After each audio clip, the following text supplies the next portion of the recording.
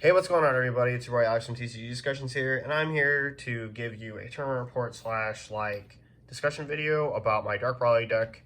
There's a deck profile that's going to be uploaded, so I suggest you guys check that out. And this video is just going to be discussing key, really big, important cards.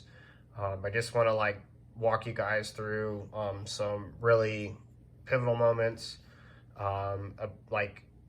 plays, things you can do with the deck. What cards are the most important, what cards aren't. If you don't see a card on the board, it is not, or the playmat I should say, it is not that they're not important, right? So obviously these cards are good, Heartfelt Plea and Unbridled Destruction, and then obviously Savage Rush and Parasitic Dragon Ball, right? Nobody's gonna sit here and say these cards aren't good in the deck. And it's not to say, if there's not another card here that it doesn't have a place either, like Power Burst or so on and so forth that you see in my list. But when it comes down to it, there are cards that are just really getting the job done. And, I just kind of want to talk about those important cards, and that's why these cards are here. And then I want to talk about my rounds and why this tournament was so important to me, why I think I played probably my best Dragon Ball today. So, this card, Toa Union of Magic and Science, is probably your best card to grind with. Quite simply because she's going to grab a Parasitic Dragon Ball out of the deck, and then every single turn for one energy, she can grab one out of the drop. That is super important. Why is that important? Because this is the most broken sustain card that you have, right? This card, living, is the end of your opponent. This card, living, is important as if this card was face up on the board.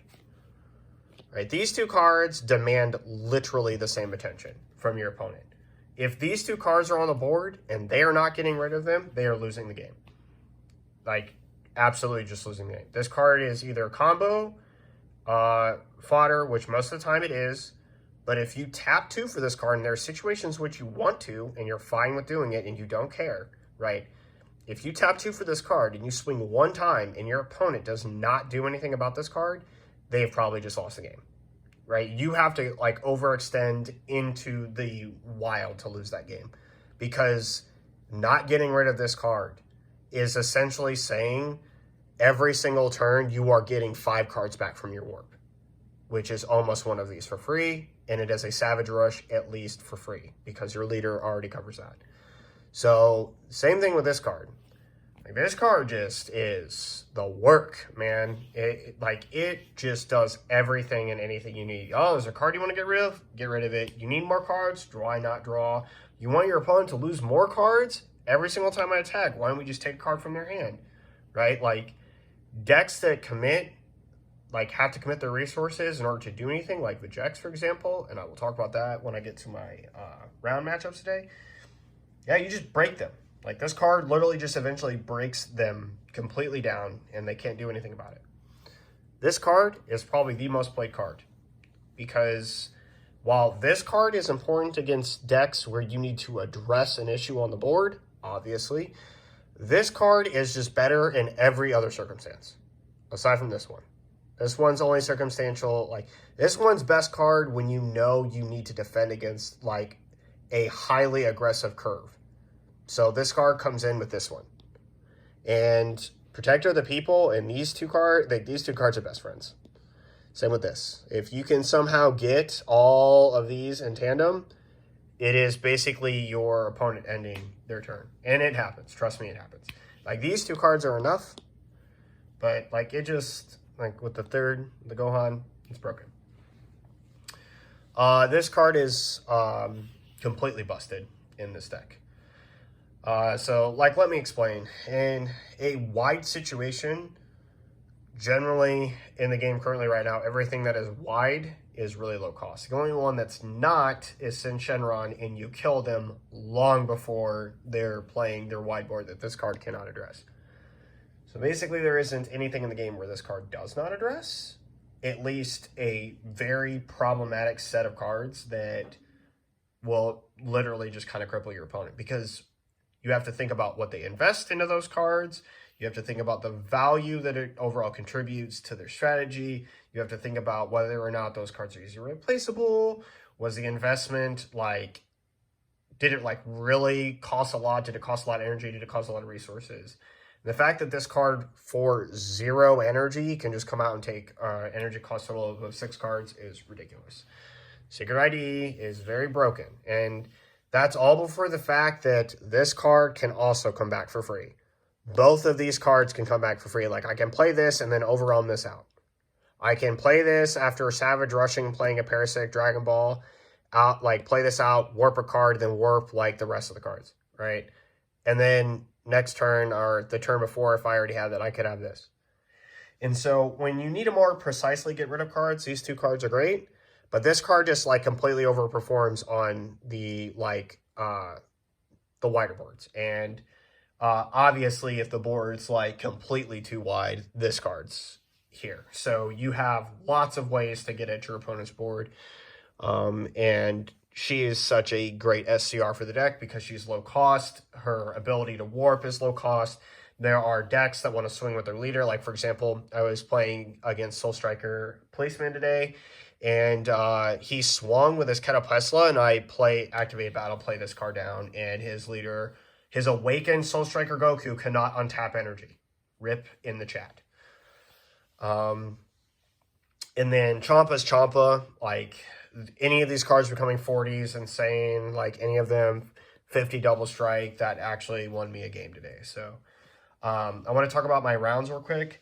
So, round 1, played against Soul Striker Catapesla, and just basically 2-0'd it.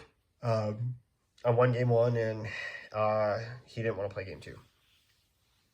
And then, so he scooped, and then round 2 and the last round of the tournament, I played against Vegeks. And this is where I play literally some of my best Dragon Ball that I've ever played in years. And I'll talk about, like, the really important cards. So, every single card, I think, currently in front of you in some capacity, in no particular order, was completely broken. In fact, I'm going to arrange these cards in order of how broken they were.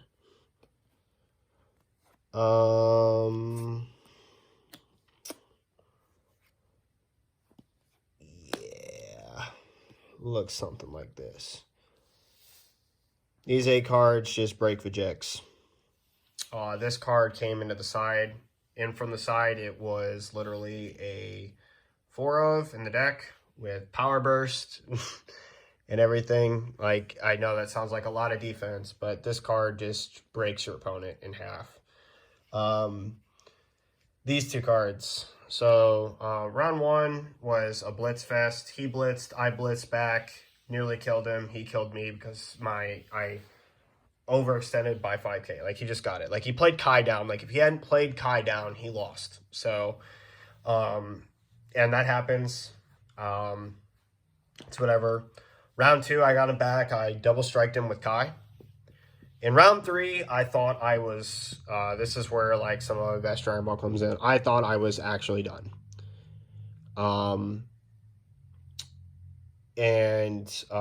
Like, I think by turn 3, I had 1 life left, and he had 8.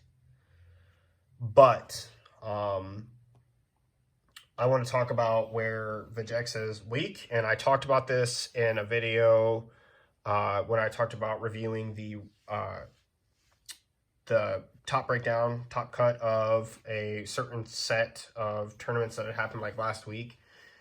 And in that, I believe it was a webcam event. It might have been an IRL event, but in that event, Vegeks had top 2 as like a best of 3, and I was like talking about how best of 3 is better. By the way, this was best of 3. And the local say was best of 3. And Vegeks has a serious consistency issue, and I talked about it. Somebody messaged me back in the comments, so if you end up watching this video, I just want to kind of like tell you how this works against Dark Brawly. And basically what happens is the Jax has to, especially in this matchup, the Jax has to hit 2 to 3 cards off its mill every single time. The Overwhelm variant does not work against Dark Brawly. It actually just doesn't. The reason why is because outside of the Unison, every single free play card you have, you can basically kiss it goodbye. Not only that, when you get Awakened, most of the cards you're swinging with are so easy to defend from, especially after the sideboard. So, like, it just doesn't matter, right? Like, if I tap down for this for 1, all your, like, little weenie strikers don't do anything. I will gladly warp 1 card out of my hand when I draw, like, a bazillion off this. I have Heartfelt Plea. I have all these other cards, right? I will gladly warp 1 card off True Fighting Spirit and then just Berserker it, Demigraw it, Mass Saiyan it. Game 2, this secret ID hit a Vegeta, True Fighting Spirit, and a DMS. And just warped all of them. Like, that didn't cost me any energy to do. I played out like this. I warped a card from his hand first, and then I overwhelmed for this. Like, broken. Like, it's just so good. And in this game 3, another huge glaring weakness of the Jax, like, popped up. Like, so not only is that, like, consistency piece of being able to hit off its mills work, like, really important. So he hits this Unison, and I'm just going to run over the math numbers for you real quick. So if Dark Brawly opens up Savage Rush into Dragon Ball, which I did, and due to the fact that I play, like, such a high amount of ways to get to that, like, very early, Dark Brawly can see this very easily. And if you think about it, so he's on the play, he draws for turn, he activates his leader ability after charging, of course, so he goes from, he doesn't draw for turn, so he goes from 6 down to 5, back up to 6, and then he plays out his Unison, right? And then his Unison comes in with 1, so he's, so from 6 to 5, back up to 6, and then he pitches a card. So, for his Unison. So he upticks it by 2, and then this card comes down and just takes 1. Okay? And that's exactly what happened, right? He didn't have anything, and then I swung at his Unison. I took a card for Dark Brawly, I looked, did my whole thing, got my Realm Ravager, and I swung at his Unison, drew a card, and I swung at it again, because keeping its markers down is very important, because that card can just blindside kill you out of nowhere. And so next turn, he again goes into his mills, hits a Vegeta, I believe, and, you know, still at 8 life, whatever, and then draws his card, discards another card. Well, he went from 5 to 4, back up to 5, off the draw, down to 4, drew a card off his leader, down to 3. And now you can start to see the problem, because if this gets off the board and comes back, and this card right here comes, like, to the board at all while this is still here, yikes. Like, really big yikes.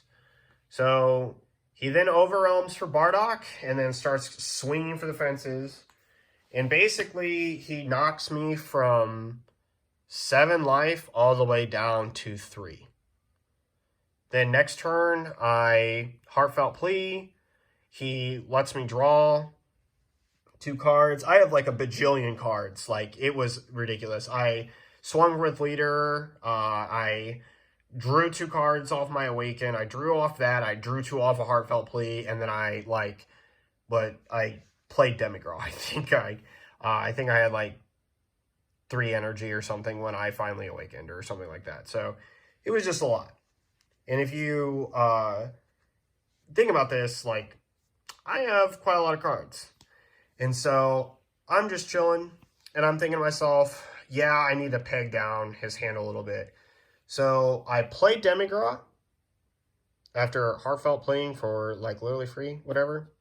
And then I swung, I took a card, I swung again, activated battle, and then took a card with this one. And I left his Unison on the board on purpose, so I could just swing at it over and over again with this card. And so his next turn, he had literally like very little hand. Like he had like 2 or 3 cards, and he still has 8 life. And then he activates his ability. He gets like a couple Kais, whatever, and then he double strikes me from like 3 life to 1. And it was like a lot. Like he had overrun, like he had hit like off his leader mill, he hit like 2 little Kai things, and then he drew a Kai, and then he drew a double strike, and then evil Majin Buu card, the human extinction attack. And then so he just pumped this thing up to double strike and basically said, hey, like, my next swing is going to be lethal. And he still had like a couple cards in him. Well, my next turn came back, and I drew a second one of these, and I played it immediately. And his whole board just started to crumble. I attacked all the battle cards that were rested. I got a whole bunch of advantage back with my leader. Mind you, I had like a bajillion cards in hand. And the 2 Demigras, I activated battle again, brought that card back, like, because I had like a couple gravies, and I comboed them out, and then brought cards for my warp, and then I like played this card for free. Excuse me. And basically these 2 cards assault, like the 2 of these and then this card just like assaulting his hand basically put him in a top deck situation. And then after that, what happened was the next turn he tried to all in, and like literally this card was on the board, I think, for free, and something else. And I was literally able, with like all the cards I had in hand, to just defend. Like, it didn't matter. I could just like defend. I could activate battle like a bajillion times, tribute cards out. He had played a Bardock too. It was like Bardock and something else. And I think like a Trunks. And he took his first life from 8 to 7. So like it was like a long time before I even like he had seen damage. And by this turn, he had like 4 or 5 energy. And then that next turn, I just took full advantage of that Unison. He had stopped playing for the Unison, and he had stopped charging for energy because his hand was just getting too small. And it's obviously not worth it when you're in a top decking situation to play against a deck who's going to rip 2 cards out of your hand every single turn. So he's going to lose 2 from this, and he's probably going to lose a 3rd from that. And then he, I swung, ripped a card, he did damage. Like, he did damage. Swung, ripped a card, did damage, activated battle, tributed off, brought this card back, right? And then ripped another card. And this literally repeated until he died. He went from 8 life until he took his own life with Trunks, and then he just went all the way down to 0, losing a card every single time along the way. And when he was at 4, he went from 7 to 4. He made like a last-ditch effort push, but I had 11 cards, and he had like 4.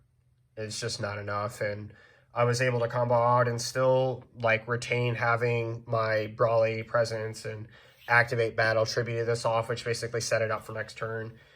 And I swung, so he had like no cards in hand. I swung with lead. He got a card, swung with Demigras, rip it, swung with Demigras, rip it, got the last card in hand, and then brought Realm Ravager out, and that was it. And then I swung for 30k and won the game. So Yeah, super, super grindy game. I think we had like 5 or 6 energy when that game finally finished. Well, I had like I had like 5 or 6 energy. He did not have 5 or 6 energy. He stopped charging like way long, like at like 3 energy or something like that. He stopped because he just didn't have the cards. And um, but yeah, like Vijx, while really really strong and aggressive, like has like a glaring weakness. And there was a point also where he couldn't even activate the leader's ability to mill 5 and like try to give the unison double strike, simply because one, his unison was never going to be power enough to really do anything with that double strike. It's not like it was ever going to -4 because I just kept chipping at it. And secondly, like I said, the Overrealm, man, like there's a point where you by the numbers cannot get your recycle condition, and Overwhelm using that leader ability just gets turned off. So there's lots of ways Vijx can be played correctly and lots of ways played incorrectly. And um, I just really, really enjoyed today's tournament. And then I spent, I think, the next 2 hours after the tournament playing against Invoker. Oh, Lord. That's a grindy matchup. And yeah, the deck, the deck just gets these 2 cards just shine even brighter in that matchup. And you just have a ton of fun. It wasn't a round pertaining to the tournament. It was just for fun. We did like a 2 out of 3 and it just took forever. So, yeah. Thanks for watching this video, guys. Let me know what you guys think about these tech choices or anything interesting that you guys see if you've played these cards in your Dark Brawly deck. As you guys know by now, I'm a huge fan of the deck. I love this deck. It's incredible. And yeah, it's just brought me a lot of success, and I look forward to continuing to edit some ratios of cards and try in some new builds in the future with it. So that's all for this video. Thanks again for watching, and this is Alex from TCG Discussion signing off.